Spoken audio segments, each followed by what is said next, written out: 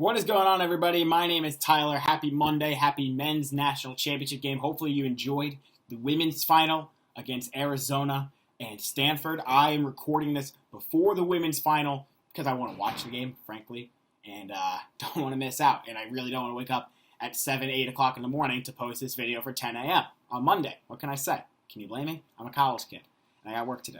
So I'm taking a little bit of time out of my Sunday to film this behind the scenes. Besides that, welcome to the end of March Madness 2021. It's been a crazy roller coaster of a ride, but we've finally done it.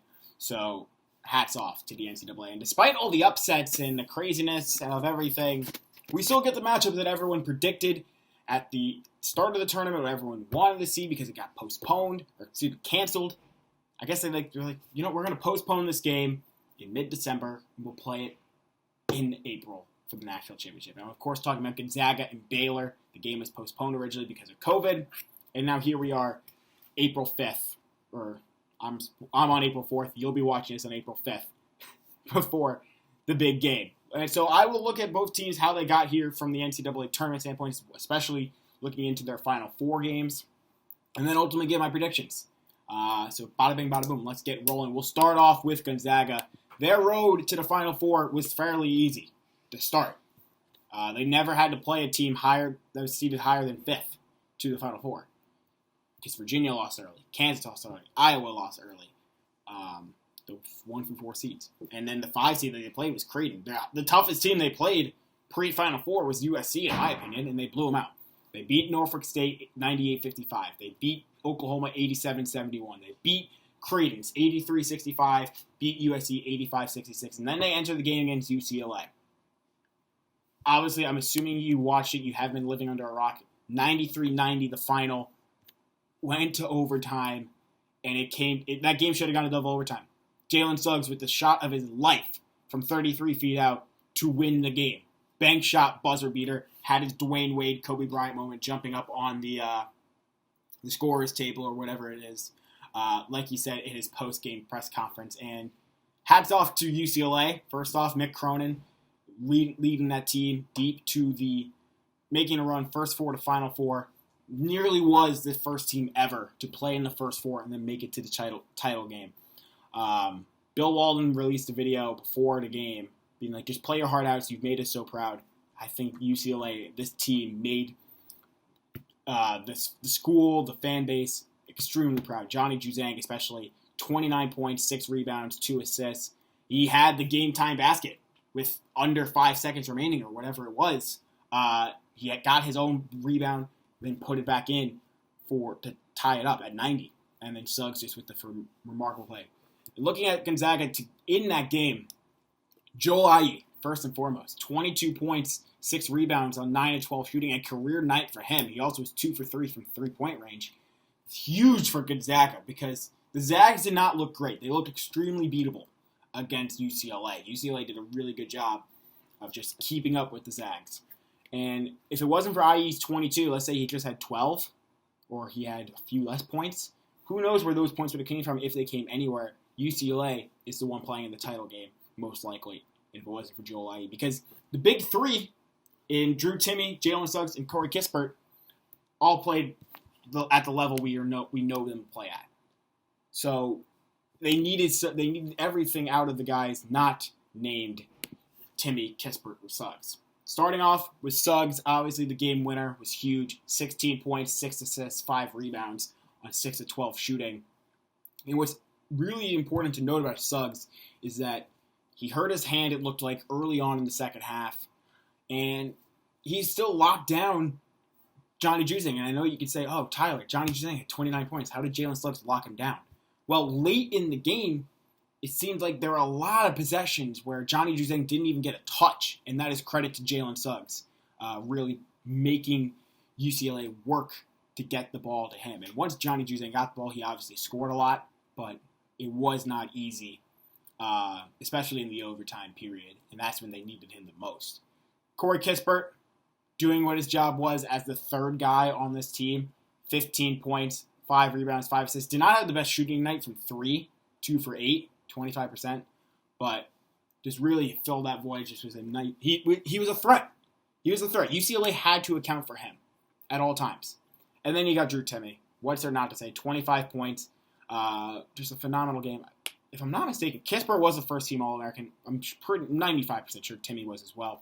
These guys played like they were first-team All-Americans, without question. And what's great about Timme, shot well, 11 for 15, so really efficient. But he had 4 personal fouls. He got that, I want to say, with a good chunk of time left in that second half. And he avoided getting that 5th foul all through the remainder of the second half and in overtime, which was huge because Timme came up big multiple times, especially in the overtime period, to really get the Zags rolling and force UCLA to try to mount a comeback rather than the Zags mounting a comeback. He had the crucial charge call. He's the one that stepped in front of Johnny Juzang at the end of regulation to force the charge being called. And that obviously was the difference maker because if that was called a block or Juzang makes it, UCLA wins. There was not enough time left on the clock for Gonzaga to make a play. So hats off to him for having a phenomenal game. Looking at Baylor, their road to... Oh, by the way, also, one more thing before I get too into Baylor. The undefeated season stays alive for Gonzaga. 32-0 is one game away. They will be just the first team to do it since 1976 in Indiana. They're the first undefeated team to make it to the national championship game. The last one being Indiana State in 1979, where they lost to Michigan State, Larry Bird, and Magic Johnson. So they are on the precipice of history, and they'll have a tough opponent, to say the least, in Baylor. 27-2 on the year. They took their road to the Final Four. It also wasn't that hard similar to Gonzaga. They had to play a 3 and a 2 seed, but they blew them out, clearly. They beat Hartford 79-55 in the first round, then took on Wisconsin 76-63. Villanova 62-51, a hurt Villanova team, just really demolished them. They took on Arkansas, beat them handily 81-72 in the Elite Eight. And then against Houston in the Final Four, holy cow. Houston did not have a good night, and I am someone who did not actually bet on them, but a little insider about me. I work for a student television organization, Citrus TV, here at Syracuse University, and they asked me to come on their gambling show, their sports betting show, for the Final Four. And I had a lot of bets favoring Houston. Did not win them all. Did not win any of them because Baylor played phenomenal. They slowed down Quentin Grimes. He was just 4 of 12 shooting, 1 for 8 from 3 for 13 points. Really good there. Dijon Giroux, the second leading guy on this Houston team, he only had 6 points, 5 turnovers.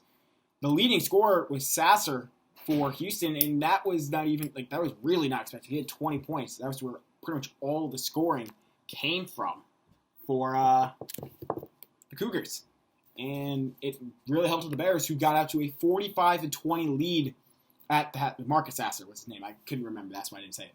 They got out to a 45-20 lead at halftime. And from there, yeah, sure, Houston won the second half, 39-33. But Baylor they could rest a lot of their guys. Masio Teague played 29 minutes. Jared Butler played 33. Okay, Davion Mitchell played 36. But still, they didn't have to work that hard for it. And then their top guys, Butler, 17 points, 5 rebounds. Really good. Davion Mitchell, double-double. 12 points, 11 assists. And he proved why he was the Defensive Player of the Year, stopping Quentin Grimes. And then Masio Teague, 11 points, 6 assists. It was everything the Bears could ask for. And in the Final Four, that's all you need. Going up against Gonzaga is going to be a much tougher test. Let's be real. Just looking at the stats, Gonzaga and Baylor are fairly close, but Gonzaga is just a notch above in pretty much everything. So that will be concerning. According to ESPN, currently the Zags have a 55% chance to Baylor's 45%. And I feel like that's pretty right. But watching how UCLA played against Gonzaga, they are beatable. Clearly. They were on the precipice of losing. Even if the game went to double overtime and Gonzaga still ended up winning, they blew them out in the second overtime. We saw that there is a recipe there to beat them. Can Baylor replicate it? I do not know. Okay, and we're just gonna go to the new. Sorry, I gotta mute all these tabs. What can I say? When you pull up the stats, gotta mute your tabs. Pro tip for any future YouTubers out there. But Can Baylor do it? Yes. Will they? I don't know. I've been a Gonzaga hater all season long, and I want to hate on here. I want to go like this. Sick 'em Bears.